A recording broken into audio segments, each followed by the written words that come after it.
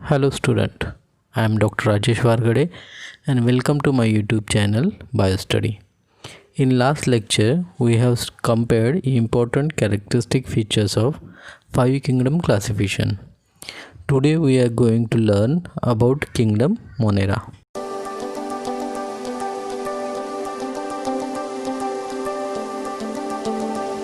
जैसे हम जानते हैं कि किंगडम मोनेरा में all prokaryotes are includes, hence we also called it as prokaryota, which includes mycoplasma, bacteria, actinomycetes and cyanobacteria, that is blue-green algae. It includes most primitive form of life. Bacteria इस kingdom के soul members हैं. Bacterial structure अगर देखा जाए तो बहुत simple होता है, लेकिन उनका बिहेवियर बहुत ही कॉम्प्लेक्स होता है. दे shows most extensive metabolic diversity. Bacteria autotrophic, जो कि फोटोसिंथेटिक ऑटोट्रॉफ्स या कीमोसिंथेटिक ऑटोट्रॉफ्स होते हैं, लेकिन vast majority of bacteria heterotrophs होते हैं. आज हम बैक्टीरिया का क्लासिफिकेशन देखेंगे.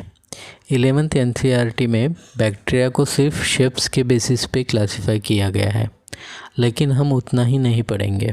हम देखेंगे how bacterias are classified on the basis of their shapes, depending on presence and absence of flagella, depending upon staining properties and depending upon the mode of respiration.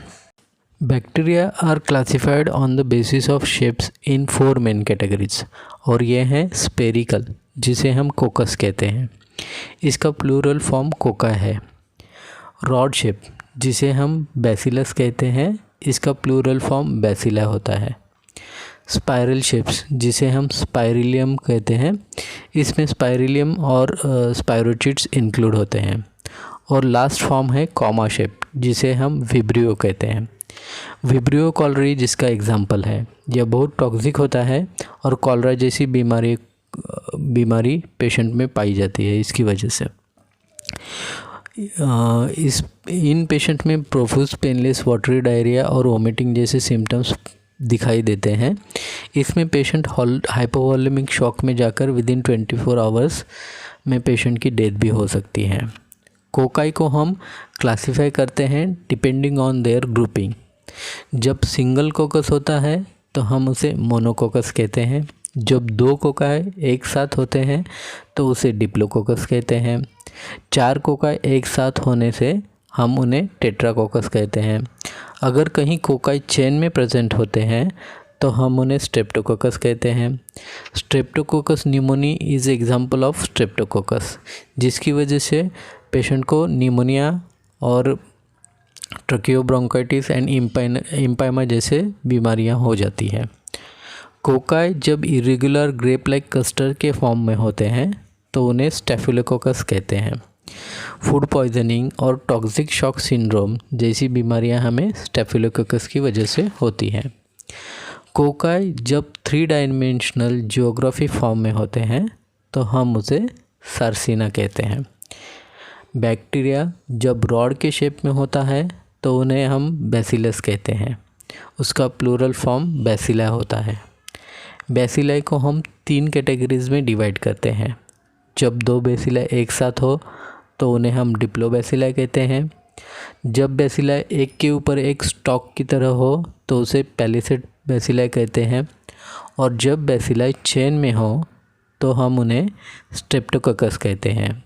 यहाँ पर स्ट्रेप्टोकोकस और Streptococcus और स्ट्रेप्टोबैसिलस में confuse मत करना. Streptococcus spherical chain में पाए जाते हैं, पाए जाने वाले कोका होते हैं, ये याद रखना. स्पाइरल शेप में जो बैक्टीरिया होते हैं उसे हम स्पाइरिलियम कहते हैं, विच इंक्लूड स्पाइरिलियम एंड स्पाइरोचिड्स. जो बैसिलाई कॉमा शेप होते हैं उसे हम विब्रियो कहते हैं. Vibrio cholerae is example of Vibrio. Bacteria का अगला क्लासिफिकेशन हम प्रेजेंस और absence ऑफ फ्लैजिला पर करते हैं. जब किसी बैक्टीरिया में फ्लैजिला प्रेजेंट होता है तो उसे हम फ्लैजिलेट कहते हैं, और जिस बैक्टीरिया में फ्लैजिला एब्सेंट होता है उन्हें हम नॉन फ्लैजिलेट कहते हैं. Bacterial flagella is made up of special protein called flagellin. It's an important point. Please keep in mind. अगर बैक्टीरिया में फ्लैजिला absent है तो उसे अट्राइकस कहते हैं। मोनोट्राइकस बैक्टीरिया में बैक्टीरिया के एक एंड पे फ्लैजिला प्रेजेंट होता है, उसे मोनोट्राइकस कहते हैं। एम्फीट्राइकस बैक्टीरिया में बैक्टीरिया के दोनों एंड पे फ्लैजिला प्रेजेंट होता है। अगर बैक्टीरिया के एक एंड पे फ्लैजिला ग्रुप में प्रेजेंट होते हैं तो उसे लोफिट्राइकस कहते हैं। उसी तरह अगर किसी बैक्टीरिया में फ्लैजिला ग्रुप में दोनों एंड पर प्रेजेंट हो तो उसे सिफेलोट्राइकस कहते हैं। पेरीट्राइकस बैक्टीरिया वो होते हैं जिनकी बॉडी के all around the surface flagella present होते हैं। Depending on staining properties, bacteria are classified as gram-positive bacteria and gram-negative bacteria. Gram-positive bacteria have thick peptidoglycan layer which retain the stain and hence called gram-positive bacteria, whereas gram-negative bacteria have thin layer which do not retain the stain and hence called gram-negative. Bacillus subtilis is example of gram-positive bacteria, while E. coli is example of gram-negative bacteria.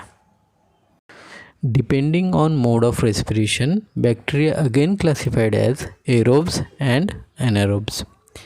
जो bacteria growth के लिए oxygen dependent होते हैं उन्हें aerobes कहते हैं, और जो बैक्टीरिया अपनी ग्रोथ के लिए ऑक्सीजन पर डिपेंडेंट नहीं होते उन्हें एनाएरोब्स कहते हैं।